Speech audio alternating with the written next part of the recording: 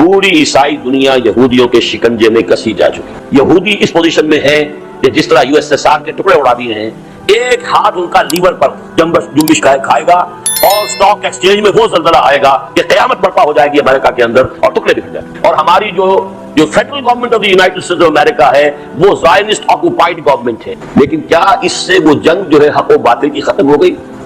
تو میں نے عرض کیا کہ یہود نے کسی اور فیصلہ بدل کر اسلام پر وار کیا. اور واقعہ یہ کہ جیسے سینٹ پال نے اصل عیسائی مذہب حضرت عیسیٰ کے اصل دین کو غائب کر دیا دنیا سے. Present Christianity is Paulism not Christianity. اور یہ الفاظ کس کے ہیں؟ ڈاکٹر مائیکل ہارٹ کے، جس نے selection and gradation of the 100 most influential personalities of the human history کتاب مرتب کی ہے. نمبر 1 پر محمد رسول اللہ کو لایا ہے، نمبر 3 پر حضرت مسیح کو لے گیا، اور پھر چند نمبروں کے بعد پھر سینٹ پال. وہ کہتا ہے کہ حضرت مسیح اور سینٹ پال سے پہلے عیسائیت کی حیثیت یہودیوں کے ایک فرقے سے زیادہ، ایک جماعت سے زیادہ نہیں تھی. جیسے مسلمانوں میں جماعتیں ہیں بے شمار ہیں، کوئی تصوف کا سلسلہ ہے، کوئی اور سلسلہ ہے، کوئی جماعت ہے، ایسے بس ایک فرقہ، ایک جماعت کی حیثیت تھی. یہ کوئی علیحدہ دین کی کوئی اس کی شکل تھی ہی نہیں.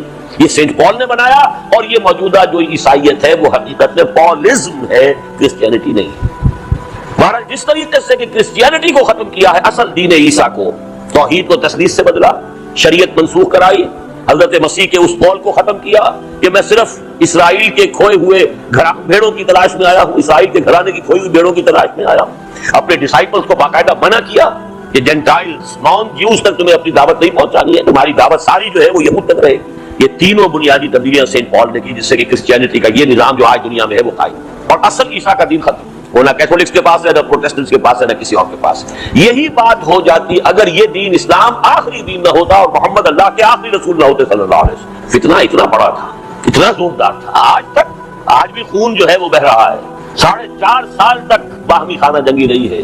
1 لاکھ کے قریب مسلمان ایک دوسرے کی تلواروں اور تیروں سے اور نیزوں سے ختم ہوئے. اندر سے وہ طاقت ختم ہو گئی کہ جو باہر اس سیلاب کو آگے بڑھا. بہرحال یہ ذرا ایشو علیحدہ ہو جائے گا، لیکن میں جدھر آنا چاہتا ہوں وہ یہ ہے، وہاں سے اب یہاں آ جائیے. آج پھر تاریخ استدار الزمان کہتے ہی یوم خلق اللہ السماوات والارض، یہ الفاظ حضور نے فرمائے تھے حجۃ الوداع کے موقع پر.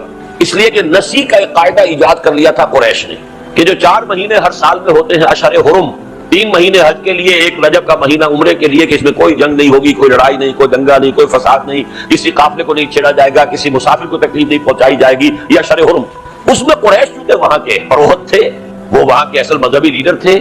اب وہ اپنا اختیار استعمال کرتے تھے. کسی سال وہ مہینے ادھر کر دیے، کسی ادھر کر دیے، اپنی مصلحتوں کے تحت. اس سال یہ مہینے نہیں، یہ مہینے شروع حرم ہوں گے، اس سال حج اس مہینے میں ہو جائے گا. بہرحال پورا عرب مان لیتا تھا. لیکن حضور نے فرمایا، یہ اللہ کی حکمت ہے کہ جب حضور کا جو حجۃ الوداع ہوا ہے اس میں ایگزیکٹ وہی تقویم جو تھی، آیت قرآن یہ ہے کہ جس دن اللہ نے آسمان اور زمین کو بنایا تھا، جو تقویم اور کیلنڈر اس دن سے چلا رہا تھا، استدار الزمان، زمانہ چکر لگا کر، اور یہ کیلنڈر سارا پھر کر ٹھیک اسی مقام پر آج پھر آ گیا. اسی طرح میں کہہ رہا ہوں کہ آج پھر ایگزیکٹلی دنیا وہاں پہنچ گئی ہے کہ یہود ہیں کہ جو تلے ہوئے ہیں اسلام کو ختم کرنے پر اور مسلمانوں کو اپنے تابع.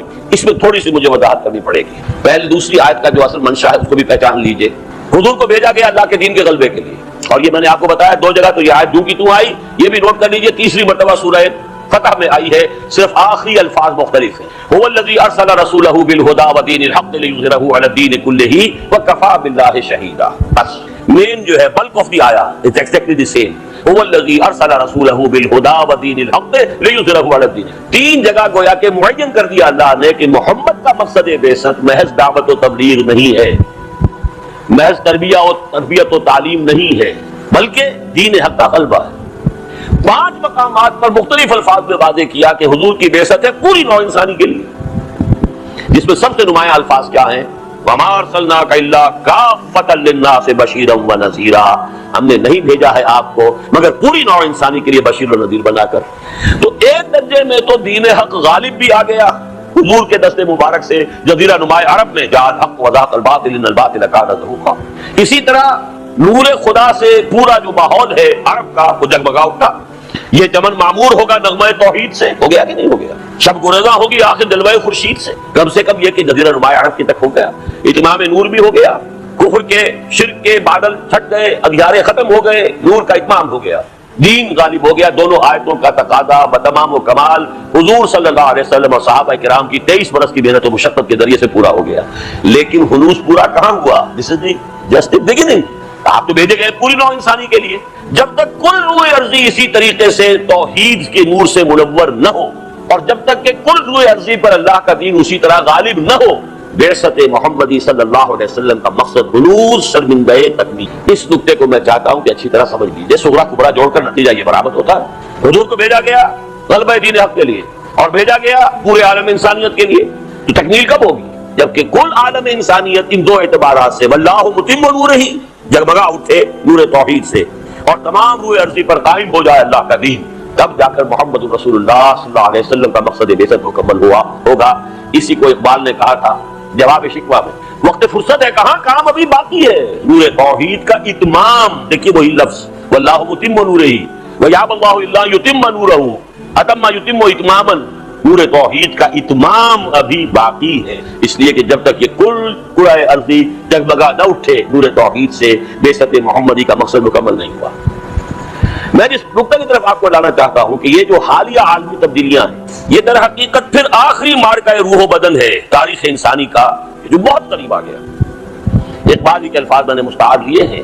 دنیا کو ہے پھر مارکہ روح و بدن پیش، تہذیب نے پھر اپنے درندوں کو ابھارا، اللہ کو پامر دیے مومن پہ بھروسہ، ابلیس کو یورپ کی مشینوں کا سہارا. لیکن جو بات سمجھنے کی ہے وہ یہ ہے، آج پھر اصل دشمنی مسلمانوں اور یہودیوں کی ہے. اس میں تھوڑی سی وضاحت کی ضرورت ہے. بظاہر تو ہم پر جو بھی جبر ہے، ظلم ہے، وہ عیسائی اقوام کے ذریعے سے ہو رہا ہے. پوری درمیانی تاریخ میں ویسٹرن کولونیلزم یہ تو عیسائی طاقتیں تھیں. کروسیڈز عیسائیوں نے کیے ہیں، لاکھوں مسلمان قتل ہوئے تھے جبکہ انہوں نے فتح کیا یروشلم. کب؟ کس کے ہاتھوں؟ عیسائیوں کے ہاتھوں. وہ لائن ہارٹڈ وہ چلا آ رہا تھا، کہاں دور دراز برطانیہ کا جزیرہ، وہاں سے چلا آ رہا ہے ریچرڈ لائن ہارٹڈ. اور پورا یورپ جو ہے وہ ایک نشے کے اندر ہے، اور پورے یورپ کے اندر جو ہے وہ ایک تحریک چلی ہوئی ہے.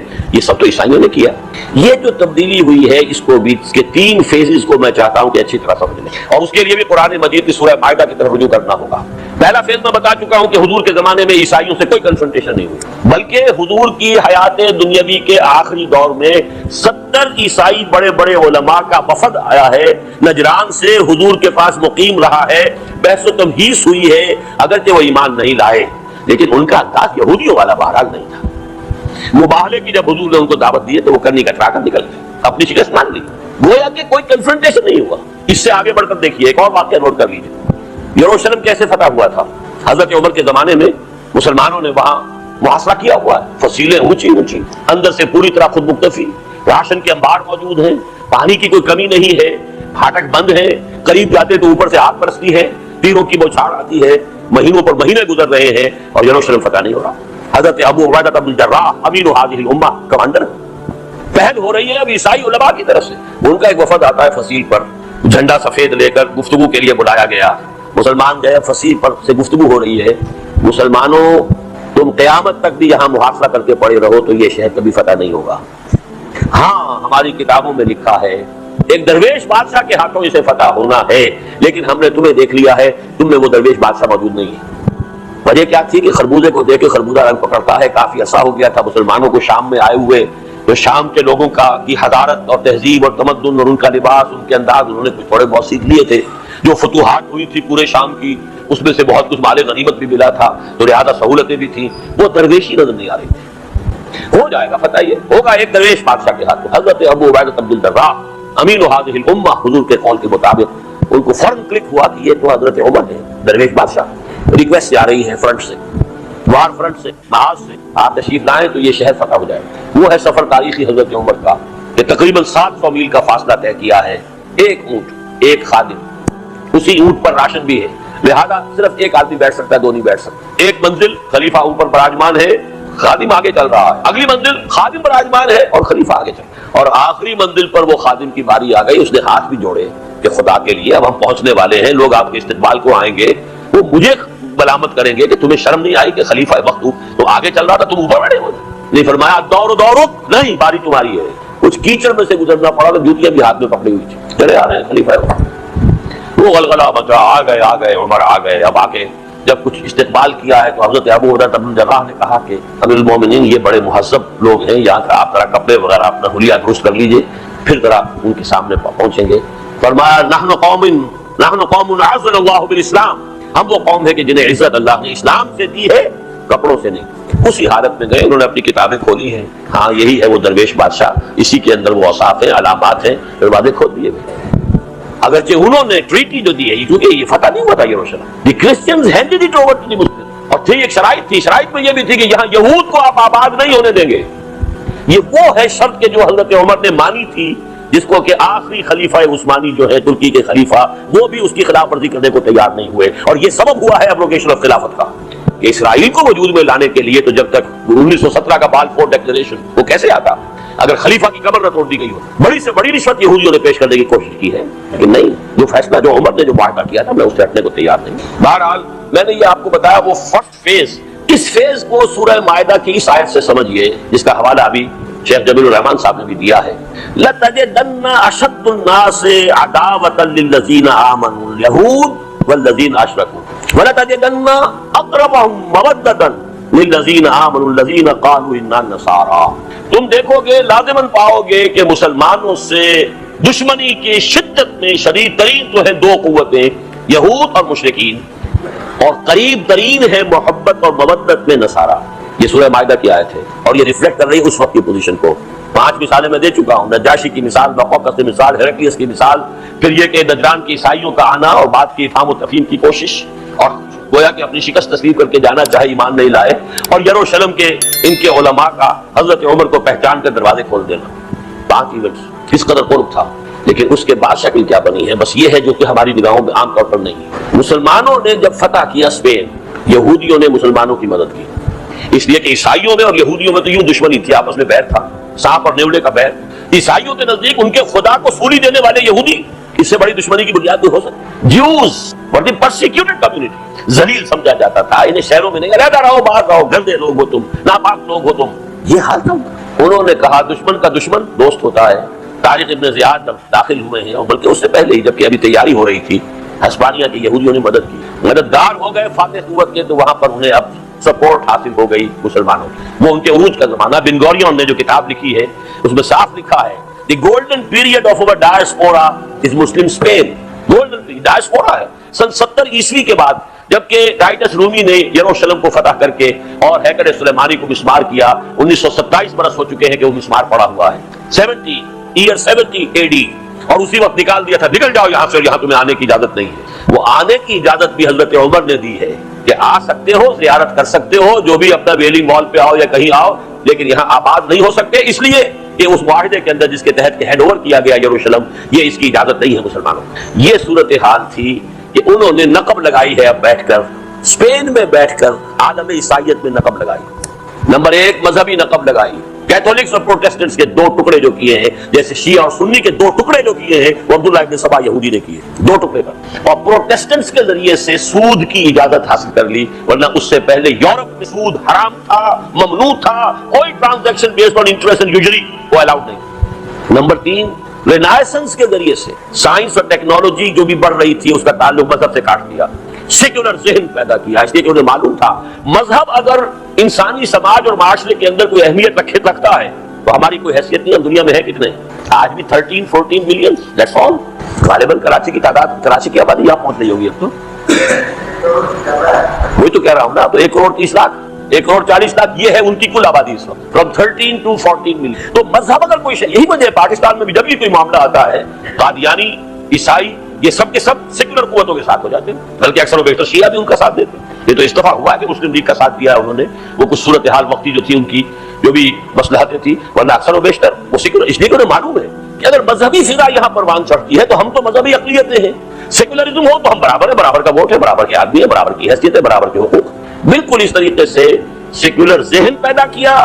اور نمبر 2 یہ کہ ان کو تقسیم کیا پروٹیسٹنٹس میں اور کیتھولکس میں. اور نمبر 3 پروٹیسٹنٹس کے ذریعے سے سود کی اجازت حاصل کی، اور سود کے ذریعے سے پھر وہاں پر جو ہتھ کنڈے جب جو ہے اور پورا جو جکڑ بند کیا ہے تمام دول یورپ کو. سازش کرتے تھے، لڑاتے تھے. لڑائی کے وقت بادشاہوں کو ضرورت ہوتی تھی پیسے کی، پیسہ قرض دیتے تھے، اپنی جو بھی شرائط ہوتی تھی وہ بنوا کر جکڑے گئے. یہ نقشہ تھا جس کو دیکھ کر آئے تھے علامہ اقبال. 1905 سے 1908 تک 3 برس صرف رہے ہیں وہاں. ہم اگر 30 برس بھی رہتے تو شاید ہمیں یہ نظر نہ آتا جو انہیں نظر آ گیا 3 سال میں. فرنگ की रगे जहां पंजाए यहूद में है। اور میرا گمان یہ ہے، یہ تو اصل میں کوئی شخص تحقیق کرے گا اور اس کے لیے بڑے اسے کھنگالنے پڑیں گے تاریخ کے اوراق۔ میرے نزدیک گمان غالب یہ ہے کہ یہ سارے کروسیڈز کے پیچھے بھی یہودی ذہن تھا۔ آپ اپنے دشمن کے رخ کو کسی اور دشمن کی طرف ڈال دیجئے، آپ سیو ہو جائیں۔ یہودیوں نے پورے عیسائی یورپ کو مسلمانوں کے خلاف دوش دلا کر، یہ قرین قیاس ہے لیکن میں اسے کسی اپنے ریسرچ اور کسی ڈاکومنٹیشن کی بنیاد پر نہیں کہہ رہا ہوں، یہ تو بات اپنی ہوگی کہ کچھ محنت کرے، لیکن میرا گمان غالب یہ ہے باقی چیزوں کے ساتھ کولیبریشن ہوتی ہے اس کی، یہ مسئلہ یہی ہے۔ بہرحال اس کا نتیجہ کیا نکلا؟ یہ سیکنڈ فیز تھا۔ تھرڈ فیز کیا ہوا ہے جو اپنی تکمیل کو پہنچ چکا ہے؟ پوری عیسائی دنیا یہودیوں کے شکنجے میں کسی جا چکی، سو مچ سو پوپ صاحب نے بھی بری کر دیا ہے کہ یہود کے اوپر کوئی الزام نہیں ہے حضرت مسیح کو سولی دینے کا۔ بائبل موجود، پوری تاریخ موجود، 1900 برس کی پوری ہسٹری موجود، سب کچھ موجود، اور میں ابھی